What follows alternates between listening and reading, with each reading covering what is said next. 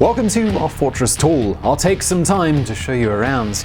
Impossible to break these walls, for you see, the steel is much too strong. Computer banks to rule the world.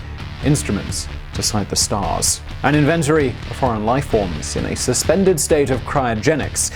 Is this what is hidden inside what is possibly the most secretive facility of the US Armed Forces? We are, of course, talking about Area 51, and yes, I've just quoted the Megadeth masterpiece Hangar 18, inspired by the alleged mysteries within the base. In today's Geographics, we're going to explore the military base in the Nevada desert, identified as Groom Lake, but better known as Area 51.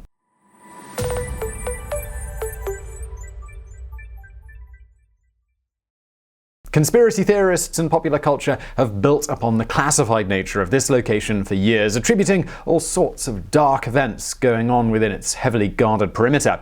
At the time of researching this episode, a Facebook event started as a prank has rallied more than 1 million people to storm the base on the 20th of September 2019. The objective is to gain access to the facility and finally find out if it actually hides alien technology or even extraterrestrial life forms. At the time of researching this episode, a Facebook event started as a prank has rallied more than 1 million people to storm the base on the 20th of September 2019. The objective is to gain access to the facility and finally find out if it actually hides alien technology or even extraterrestrial life forms. We wish these guys the best of luck. Probably the most shocking discovery they will come across is the number of zeros in the fines that they will be served. But if they do confirm just even one of the conspiracy theories, well, I'll be happy to swallow my British sarcasm. For the moment, join me in a visit to the Nevada desert, and let's find out what all the fuss is about. Where exactly is Area 51, and what does it look like? What are all the speculations that flourish around its existence? And finally, what classified activities have actually been happening there, as recently acknowledged by the US government itself? Well, let's get into today's Geographics, shall we?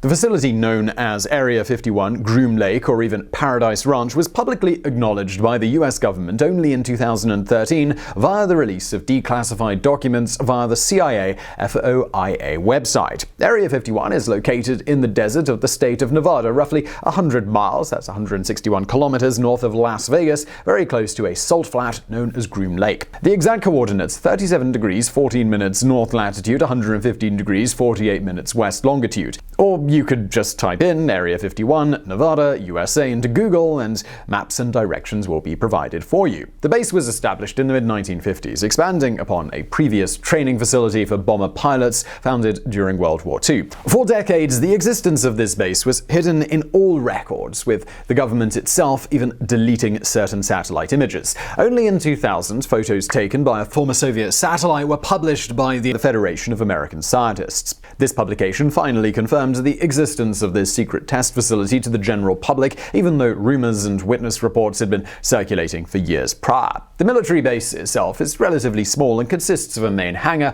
a guardhouse, radar antennas, housing, and office facilities. As this is an Air Force base, there are also plenty of runways and shelters to protect military aircraft from prying eyes and cameras. The military classifies Area 51 as a military operating area, an MOA. And despite the classified nature of its operations, the outer borders, they're not fenced, they're simply marked with warning signs. These signs warn visitors that photography is not allowed and that trespassers may face a fine or even deadly force if they resist. The perimeter is patrolled by the so-called camo dudes, pairs of men who appear to be private security contractors rather than military. They seldom engage with trespassers, preferring to rely on support from the local sheriff's department. On rare occasions, helicopters have been dispatched from the base to warn off the more stubborn visitors. Other security measures include motion sensors planted around the base and CCTV cameras. All in all, these security measures, they sound pretty standard for any US military facility, although surely they have been pretty effective in keeping unauthorized citizens at bay. So why then has Area 51 attracted so much attention, and why are so many of the theories about it related to aliens?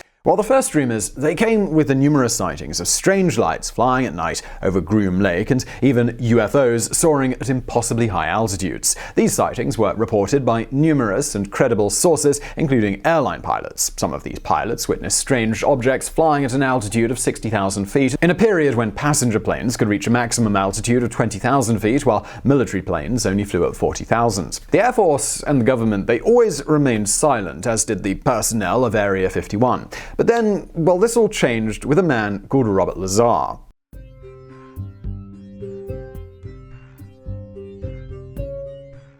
In 1989, a reporter called George Knapp from KLAS-TV in Las Vegas presented a shocking story. A scientist named Robert Scott Lazar had revealed that the US government was in possession of 9 aircraft of extraterrestrial origins, and they were stored in a hangar at Area 51. Lazar claimed he had read documents about research on an anti-gravity reactor. He had also been shown 9 flying discs of extraterrestrial origin stored at the base. The advanced propulsion system of these discs was based on an unknown substance called Element 115, which it was impossible to synthesize on Earth. Air Force researchers had collected 500 pounds of the element to experiment in developing an anti-gravity reactor similar to that which the aliens possessed. Lazar claimed to have been hired by defense contractor EG&G. EG&G had hired him to reverse engineer the alien technology to the benefit of the US military. Understandably, many theories flourished implicating Area 51 in everything that was UFO and alien related. One of these is that much of our current technology is the result of using reverse engineering on alien spacecraft. Every recent technology, from radios to superconductors, would fall into this category. Basically, according to this theory, humankind are just the dumb kids in the classroom of the universe, and we are just stuck with copying from the nerdy aliens who are sitting next to us. According to one theory, the intelligent kids' homework that the USAF stole and stored in Area 51 comes from the Roswell crash. In July of 1947, an airborne object crashed on a ranch near Roswell Army Field. A spokesman from the base, General William Butch Blanchard, stated that the US military had recovered the remains of an unidentified flying object, a UFO, of extraterrestrial origin. The Army immediately retracted the statement, saying that it was not a flying disc, but that it was actually a weather balloon, which sounded even more incredible and just fed further conspiracy theories. In 1995, Air Force declassified documents revealed that the object was a balloon created for a top-secret surveillance program called Project Mogul. These were the very early days of the Cold War, and Project Mogul was tasked with devising unmanned methods to spy on the Soviets. The weather balloon version was an understandable cover story for a classified espionage operation. However, it is still unclear why General Blanchard made the UFO statements. Statements from Lazar and investigations from ufologist William Moore have sparked another theory around the real purpose of Area 51, and that's the existence of a secret organization called Majestic 12.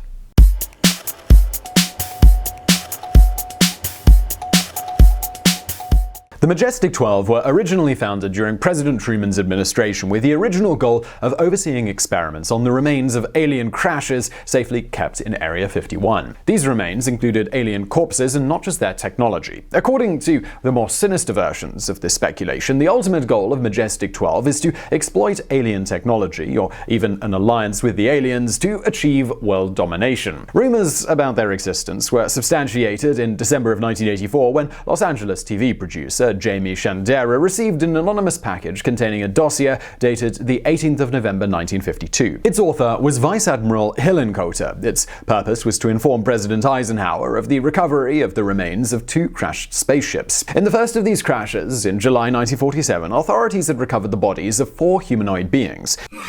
According to the dossier, President Truman had authorized the creation of a top-secret group, the Majestic 12, to study the remains. Shandera and ufologist William Moore, they found a July 1954 memo in the National Archives sent from General Cutler to Eisenhower referring to an MJ-12 Special Studies project. Shandera and Moore claimed that they found the memo following a tip from an unnamed Air Force intelligence informant. The memo seemed to substantiate the existence of the Majestic 12 group. In 1987, an unknown individual leaked the Majestic 12 documents to British writer Timothy Good. This rushed Moore and Shindera into publishing their own findings, which sparked massive media coverage and an FBI investigation. The Majestic 12 dossier, it can be retrieved from the vault of declassified FBI documents. The FBI's opinion of the authenticity of the dossier is made clear by the word bogus scrawled in giant letters over every page. And, well, who are we to disagree? But here is a small mystery that you can reflect on. According to the document, the head of the Majestic 12 was Truman's Secretary of Defense, James Forrestal. In the early hours of May 22, 1949, Forrestal plunged to his death from the 16th floor of the Bethesda Navy Hospital. The official cause of death was suicide, but another FBI dossier reveals that the Secretary of Defense had reason to suspect that his phone had been wiretapped in the months leading up to his death. An unidentified FBI informant also claimed in March of 1952 that Forrestal was being regularly poisoned with opium and other narcotics in order to drive him insane. Forrestal's mental deterioration, it was well documented, and he was known to have an active interest in the possible extraterrestrial origin of the numerous UFO sightings of 1947, as was President Truman. All these elements, combined with inconsistencies around the circumstances of his suicide, have led conspiracy theorists to believe that Forrestal may have actually been silenced. The reason was his inclination to reveal to the public the extent of the government's involvement with alien research. This implies that the Majestic 12 was a real organization, despite the FBI's bogus claim. And speaking of bogusness, let's go back to Robert Lazar, the Area 51 whistleblower. Skeptics of his claims investigated many of Lazar's statements, and most appeared to be false. For example, Lazar said he held a master's degree from Caltech and MIT, but there's no evidence he ever attended those universities. Also, the Air Force has denied he ever worked for them. In 2013, a writer tried to contact him to discuss these allegations, but apparently Lazar was not interested in discussing Area 51 anymore. The writer was told, "Mr. Lazar no longer involves himself in matters related to the topic of UFOs."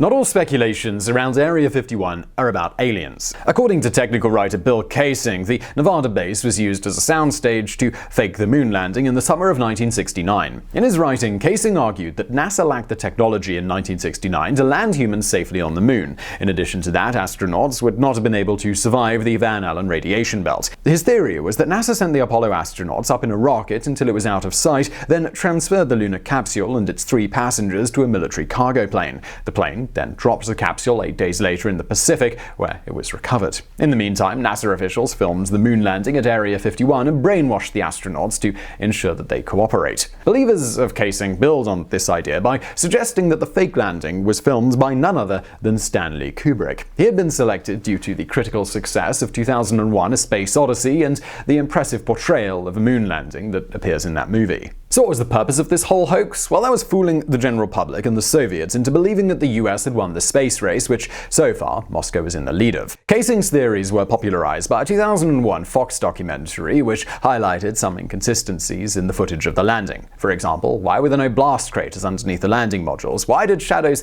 intersect instead of running parallel? Was there a second light source, such as stage lighting? And how about that American flag rippling in an environment with no wind? Well, NASA rebutted these theories by issuing a press release which debunked the conspiracy point by point and did an excellent job of it. The module's landing engines weren't powerful enough to leave a blast crater. The shadows in photos only appear to intersect, distorted by wide-angle lenses and the sloping lunar surface. The flag planted by the Apollo astronauts had horizontal support bars that made the flag swing. And finally, the Apollo mission traveled through the Van Allen belts very quickly, and so the astronauts weren't exposed to dangerous levels of radiation. The controversy between believers and non-believers of Kaysing's allegations reached a climax in 2002. An admirer of Kaysing, filmmaker Sibrel, confronted astronaut Buzz Aldrin, calling him a coward, a liar, and then he got halfway through the word thief, but the 72-year-old Aldrin punched him in the face before he could finish the sentence.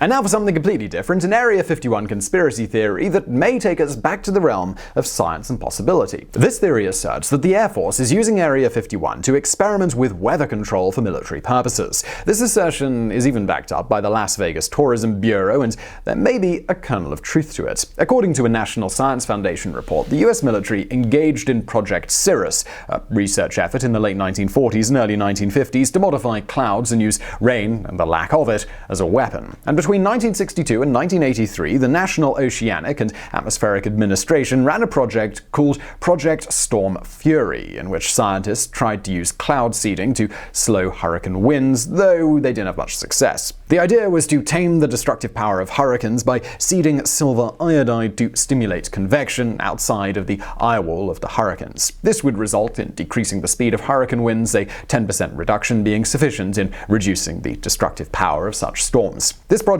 was focused on protecting civilians against freak storms rather than harming enemies through weather control, and was ultimately unsuccessful. Both Cirrus and Storm Fury, though, they proved that the US government was at least interested in, at some point, controlling the weather, but there's no evidence that such experiments took place at Area 51. Now, so far we've discussed a bunch of activities that we can assume did not happen in the Air Force Base at Groom Lake, but something must be happening there. I mean, what about all the strange lights? What about the strange objects flying at incredibly high altitudes? Well, the answer can be traced back to the early years of the Cold War.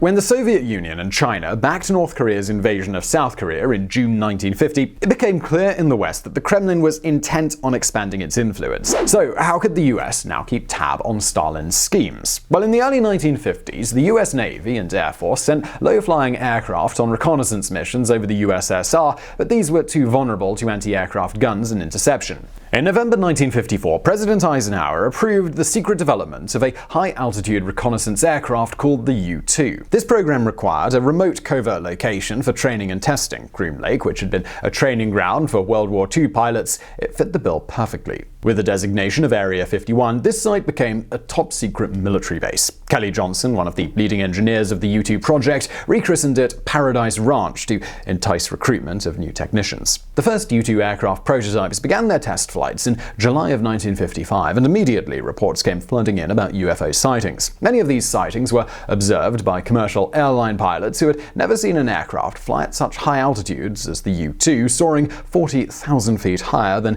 any normal flying route.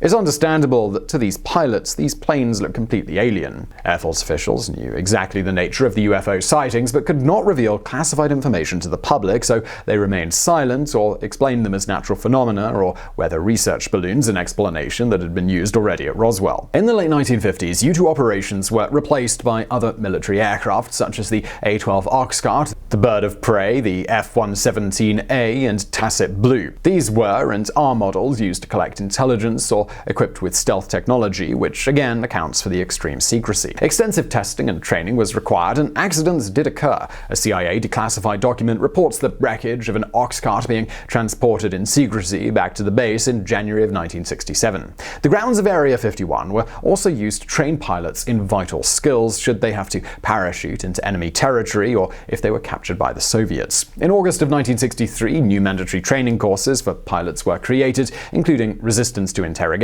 escape and evasion, and survival. More declassified documents reveal Area 51's role in Project Have Donut. This was about studying Soviet MiG fighter jets obtained covertly in the 1970s. According to aerospace historian Peter Merlin, this is a frequent occurrence in the skies above Area 51. Simulated dogfights where USAF jets were pitted against Soviet fighter planes to develop counter-tactics. The practice it continues today, and now it's new Russian models, MiG-29s and Su-27s, that are being studied. So all in all, the secrecy around Area 51, it may not hide sinister truths about alien tech, weather control, or moon hoaxes, but it is completely justified in the sense that it is meant to protect top-secret military development programs as well as the training of pilots involved in espionage activities. According to Merlin and colleague Chris Pocock, military research continues to this day, focused on stealth technology, electronic weapon systems, unmanned aircraft, and even direct energy weapons, or lasers if you like. So now that the government has formally acknowledged the base and its programs, there's no reason to talk about cover-ups, right? Well, not exactly.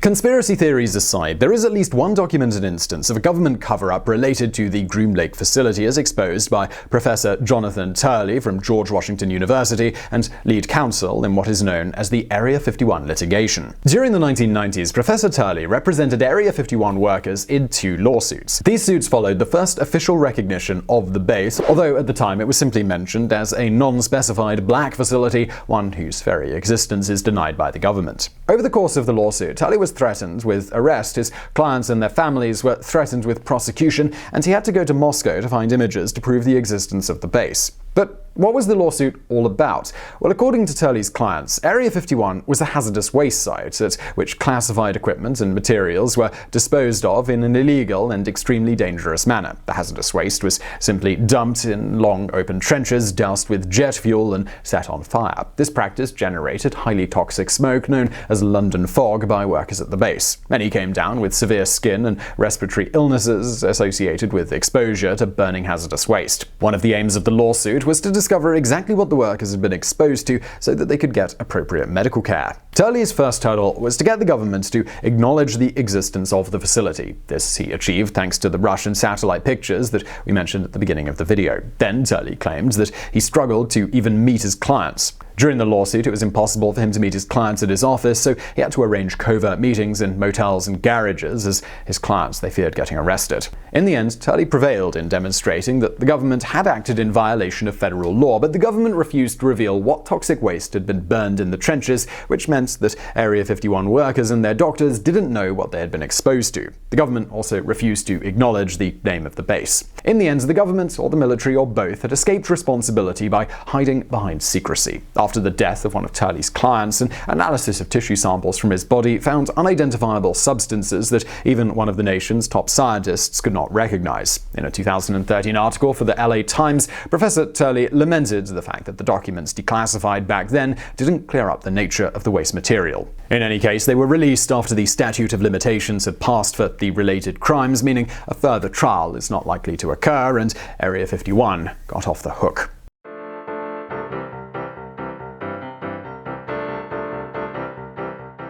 Based on what we've learned today, there are plenty of motives for why the government and the military don't want you to access Area 51. Testings of prototypes of spy planes, training pilots in espionage techniques, or even disposing of hazardous waste, these are all perfectly satisfactory reasons to justify the secrecy and seclusion of the facility. A related consideration is this: how many more military research bases are there around the US and around the world that are carrying out similar programs? And how many bases are there that have caused harm to their personnel due to negligence and their unwillingness to cooperate? And how many more bases could be hiding sinister experiments or even extraterrestrial technology? And yet Area 51 seems to always be the center of attention, speculation, and many conspiracy theories. Over time, since the first sightings in the mid-1950s, Area 51 has become a sort of lightning rod or a scapegoat for every unexplained event linking aliens, secret societies, and the US government. In that respect, Area 51 has grown in the collective imagination to be an abstract place, a repository for all our fears, or even all our hopes that there is another level of reality out there that's